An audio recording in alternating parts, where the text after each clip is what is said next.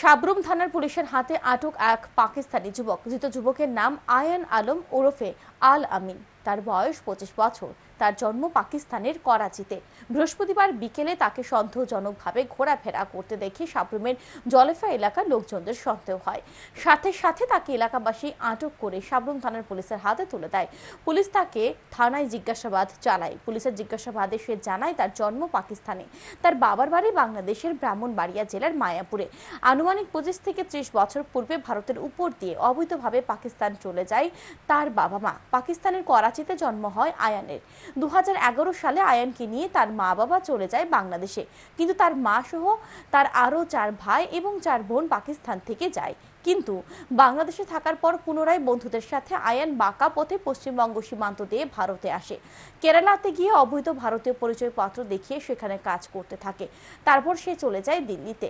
দীর্ঘদিন দিল্লিতে থাকার পর 2024 সালের 20 ফেব্রুয়ারি আয়ান কাশ্মীর চলে যায় অবৈধভাবে পাকিস্তানে যাওয়ার উদ্দেশ্যে, কিন্তু সে পাকিস্তানে যেতে ব্যর্থ হয়। পুনরায় সে ফিরে যায় দিল্লিতে।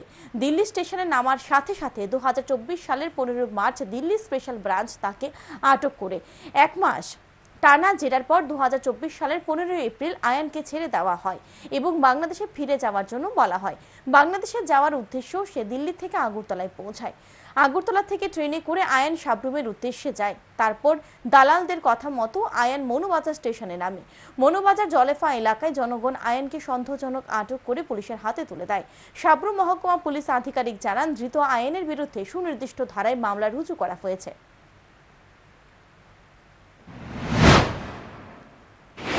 আজকে বিকালবেলা আয়ন আলম কয়েসের একটা ছেলেকে সন্দেহজনকভাবে জলেপথে অটো দিয়ে যাওয়ার পথে পাবলিক তারে আটকায় থানারে খবর দিয়েছে। থানার পুলিশ গেছে এবং তারে আনছে।